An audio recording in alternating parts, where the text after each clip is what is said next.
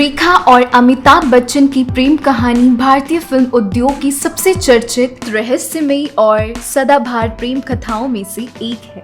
18 बरस की तू होने को आई रे। ये कहानी न सिर्फ उनकी फिल्मों की वजह से जानी जाती है, बल्कि उनके व्यक्तिगत जीवन की जटिलताओं और मीडिया में आई अफवाहों के चलते भी लोगों के बीच चर्चा का विषय बनी रही।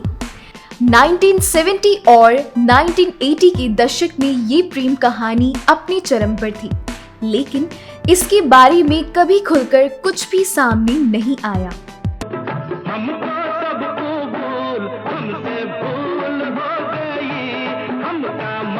रेखा और अमिताभ बच्चन की पहली मुलाकात 1976 में फिल्म दो अनजाने की सेट पर हुई थी।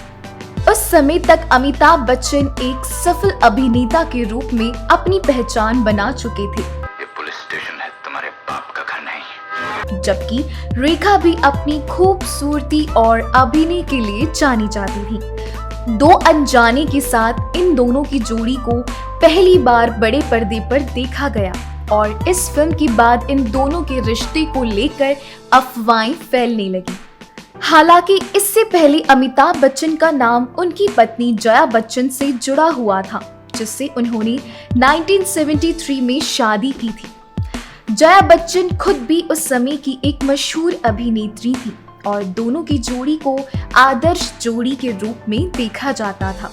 लेकिन दो अनजाने के बाद से अमिताभ और रेखा के बीच की नजदीकियों की खबरें सुर्खियों में आने लगी।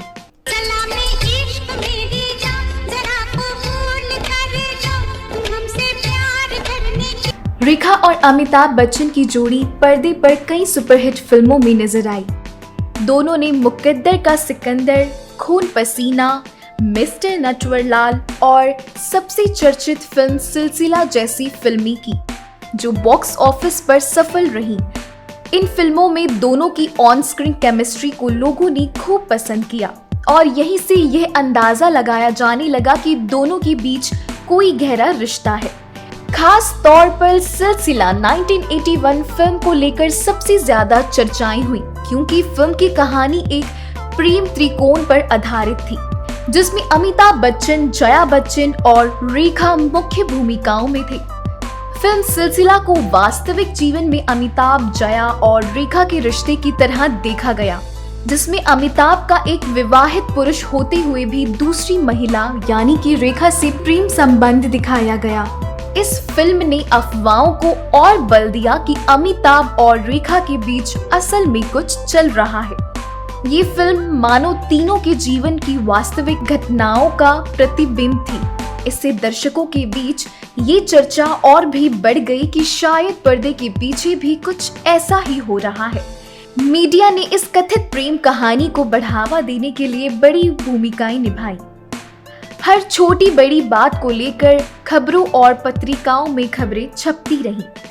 जब रेखा किसी पार्टी में सिंदूर और मंगलसूत्र पहनने नजर आई, तो इस बात ने और भी ज्यादा सुर्खियां बटोरी। लोग अटकलें लगाने लगे कि क्या रेखा और अमिताभ ने गुपचुप शादी कर ली है। हालांकि इस बात की कभी पुष्टि नहीं हुई।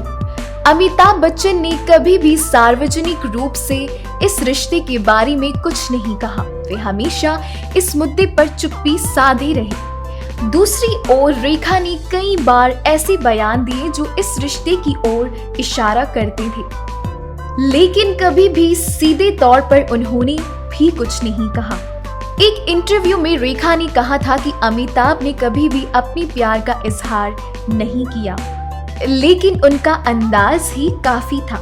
रेखा के इस बयान ने अफवाहों को और भी हवा दी।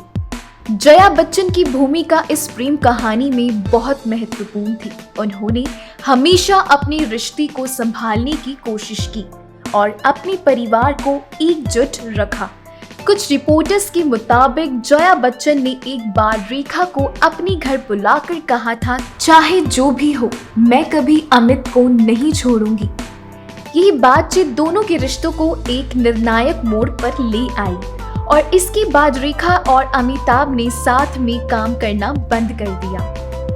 जया बच्चन का ये कदम अमिताभ बच्चन और रेखा के रिश्ते के अंत की शुरुआत मानी जाती है। इसके बाद अमिताभ बच्चन ने पूरी तरह से अपने परिवार और करियर पर ध्यान केंद्रित किया और रेखा ने भी धीरे धीरे खुद को इस रिश्ते से अलग कर लिया। रेखा ने एक स्वतंत्र और आत्मनिर्भर महिला के रूप में अपना जीवन जिया। उनकी जिंदगी में कई उतार चढ़ाव आए, लेकिन उन्होंने कभी अपने आत्मविश्वास को कम नहीं होने दिया। रेखा का व्यक्तित्व हमेशा से ही एक रहस्य बना रहा और इसी कारण उनकी प्रेम कहानी भी एक रहस्यमय कहानी के रूप में देखी जाती है। रेखा ने कई इंटरव्यू में अमिताभ बच्चन के बारे में सकारात्मक बातें कही, लेकिन उन्होंने कभी भी उनके साथ अपने रिश्ते का खुलासा नहीं किया। रेखा के अनुसार अमिताभ उनके लिए हमेशा एक आदर्श पुरुष रहे हैं और उन्होंने उन्हें एक सच्चे अभिनेता और इंसान के रूप में सम्मान दिया है। अमिताभ और रेखा की प्रेम कहानी कभी भी एक सुखद अंत तक नहीं पहुंची। यह प्रेम कहानी हमेशा अधूरी ही रही, लेकिन ये अधूरापन ही शायद इसे और ज्यादा यादगार बनाता है। अमिताभ ने अपने पारिवारिक जीवन में स्थिरता बनाए रखी और रेखा ने एक स्वतंत्र और आत्मनिर्भर जीवन जीने का निर्णय किया। रेखा और अमिताभ की प्रेम कहानी को लेकर कई सालों तक अफवाहें और चर्चाएं चलती रहीं, लेकिन दोनों ने कभी इस पर खुलकर बात नहीं की। ये प्रेम कहानी जितनी रहस्यमय थी, उतनी ही रोमांचक भी। रेखा और अमिताभ की प्रेम कहानी एक ऐसी कहानी है जिसे कभी पूरी तरह से समझा नहीं जा सकता। भारतीय सिनेमा के इतिहास में ये प्रेम कहानी एक महत्वपूर्ण अध्याय के रूप में हमेशा जानी जाएगी, जो दर्शकों के दिलों में आज भी एक विशेष स्थान रखती है। Thank you.